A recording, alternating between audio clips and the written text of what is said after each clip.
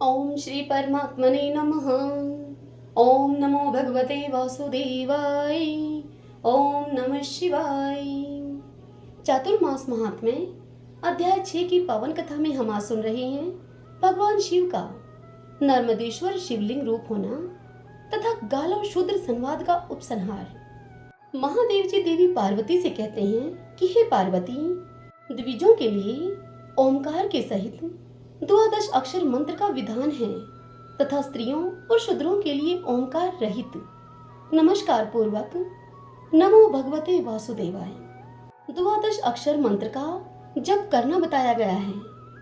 शंकर जातियों के लिए राम नाम का षडाक्षर मंत्र ओम रामाय नमः यह है, वह भी प्रणव से रहित ही होना चाहिए। ओम हटा देना चाहिए, रामाय नमः यह बोलना चाहिए। ऐसा पुराणों और स्मृतियों का निर्णय है। यही कर्म सब वर्णों के लिए है और संकर जातियों के लिए भी सदा ऐसा ही कर्म है।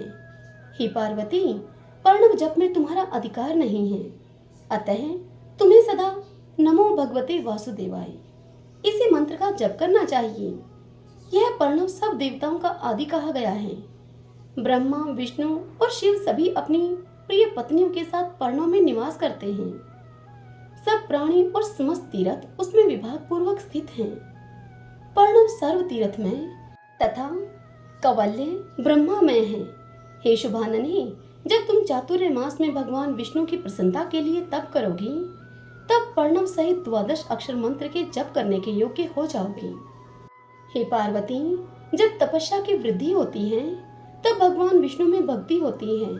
प्रतिदिन भगवान विष्णु का स्मरण करना चाहिए, इससे जीवा पवित्र होती है।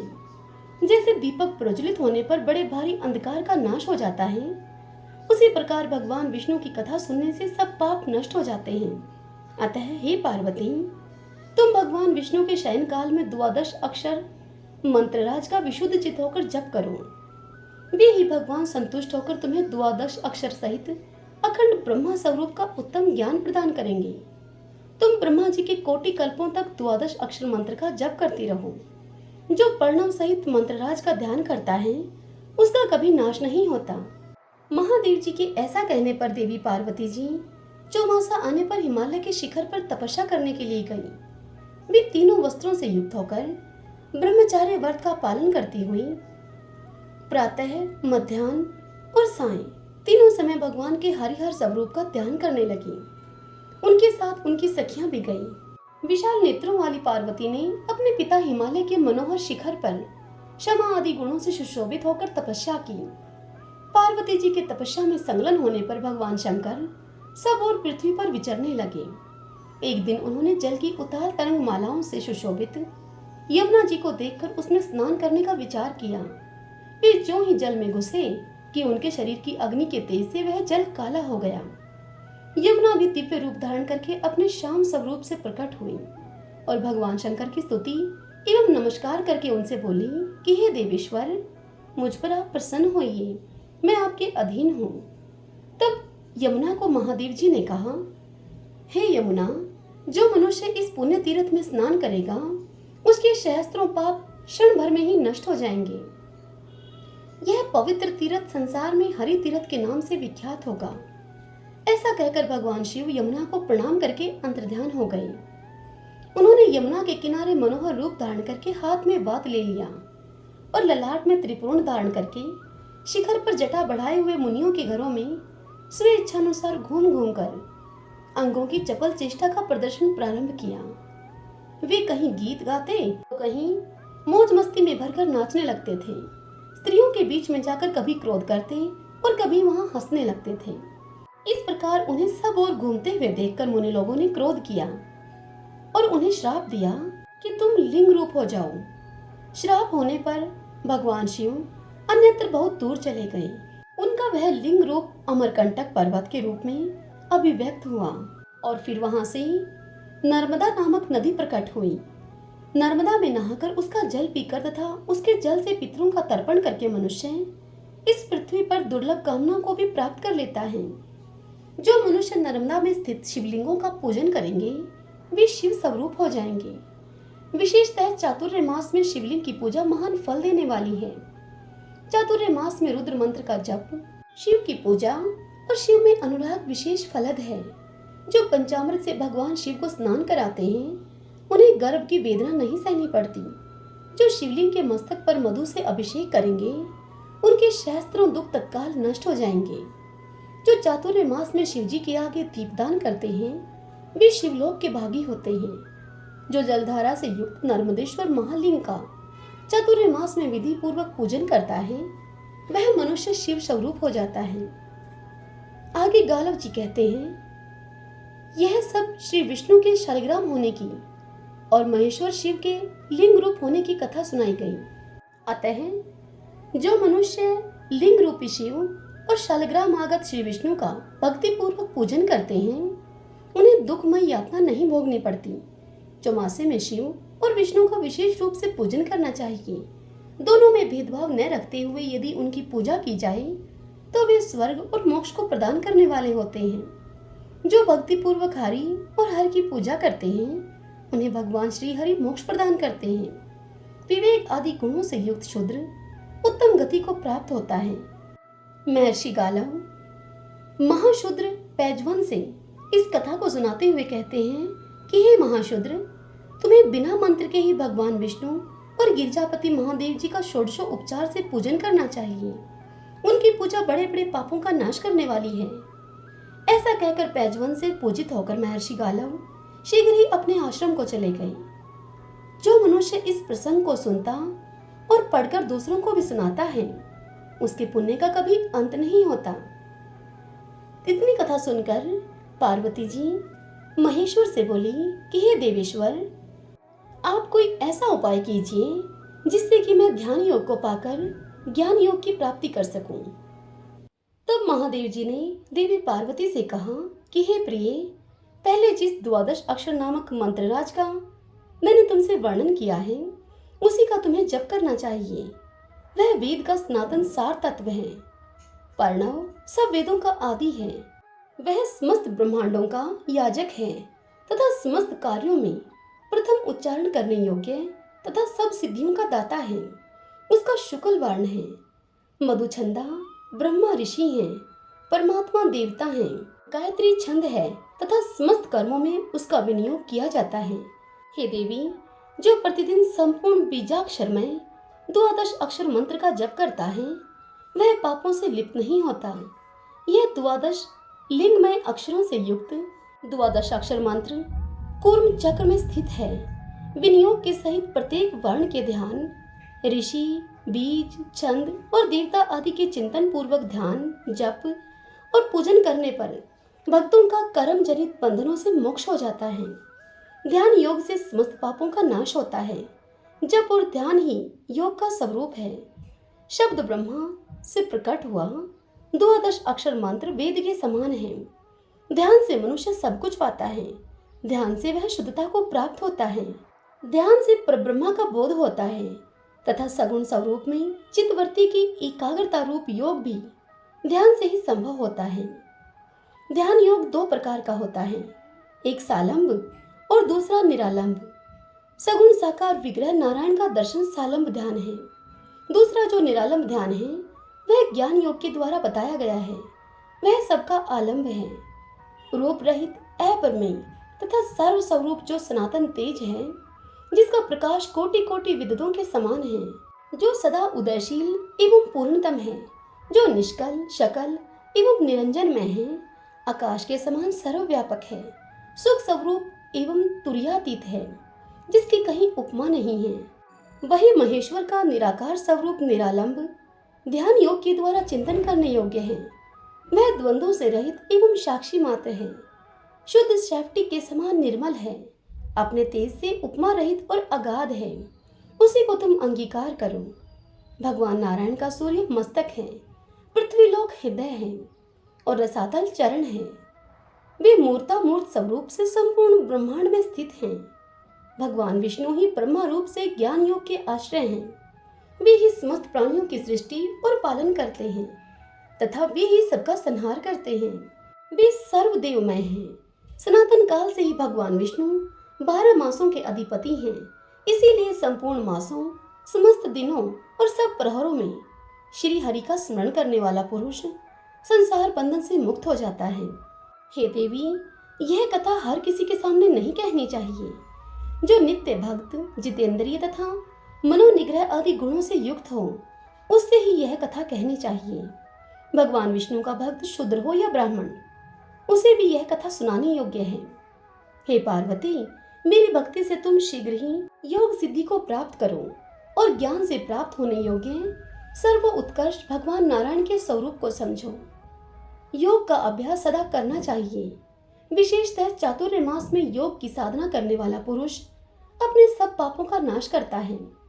जो योगी 2 घड़ी भी अपने कानों को बंद करके अपने मन को ब्रह्मारंध्र में स्थापित करता है, वह पापों से मुक्त हो जाता है।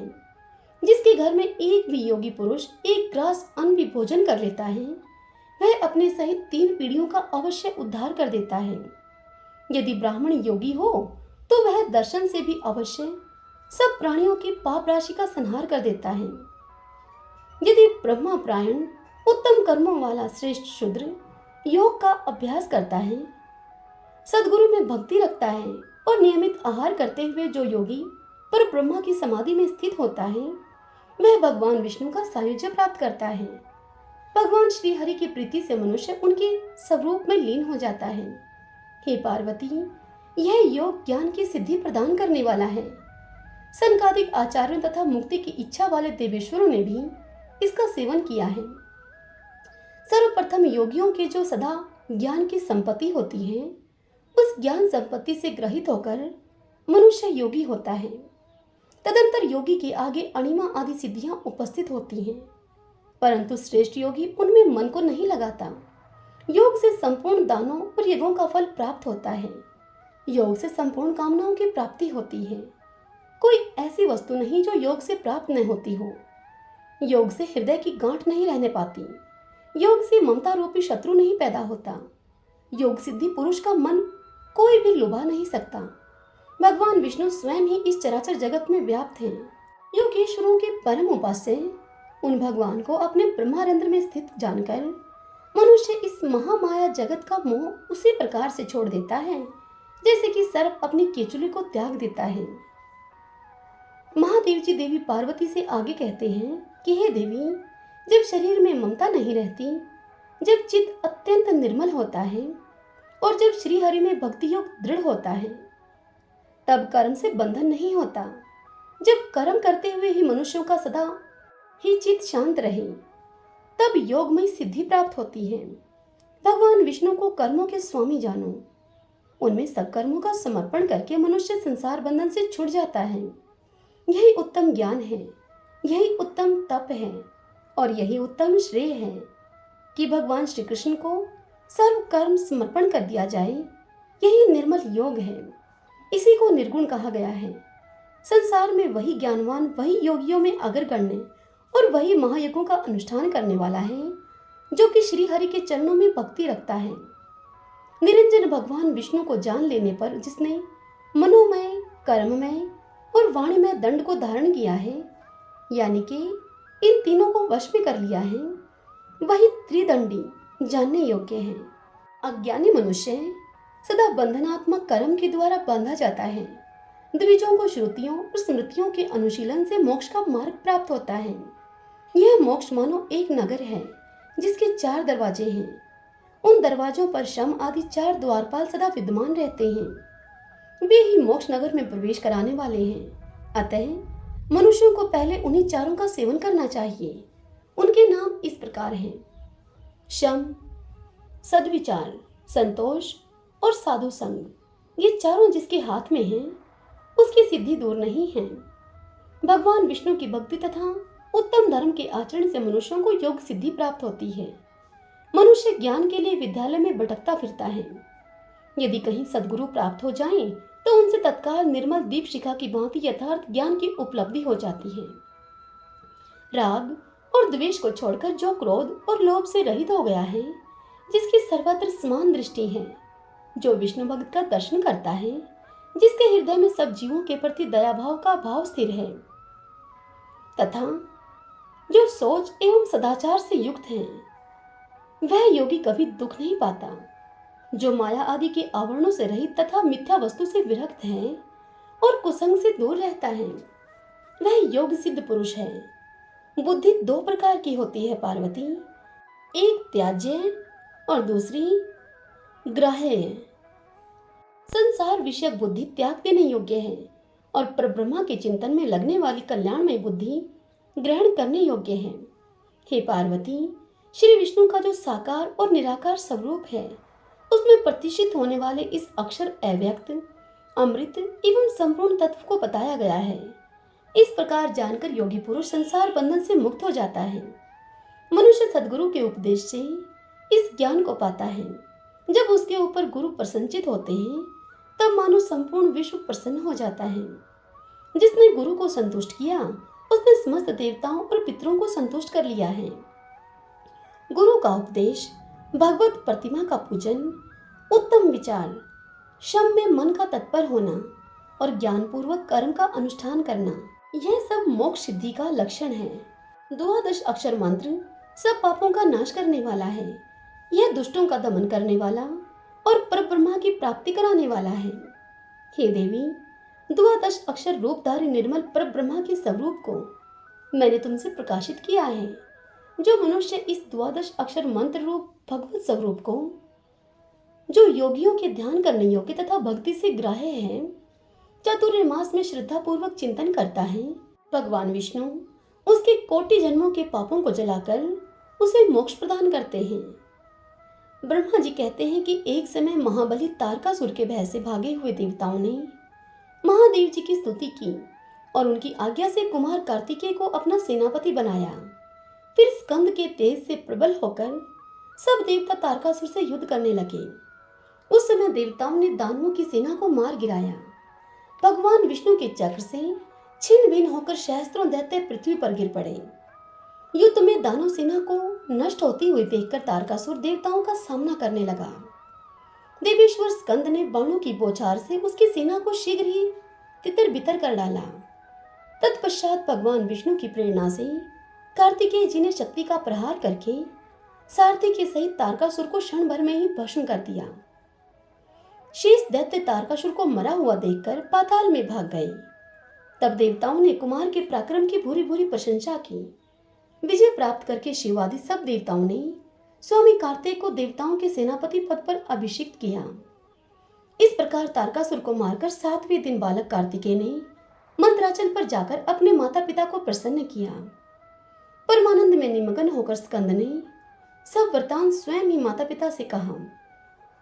उस समय भगवान शंकर ने पुत्र का विवाह कर देने का विचार किया और कार्तिकेय से कहा कि वत्स, तुम्हारे विवाह का समय प्राप्त है।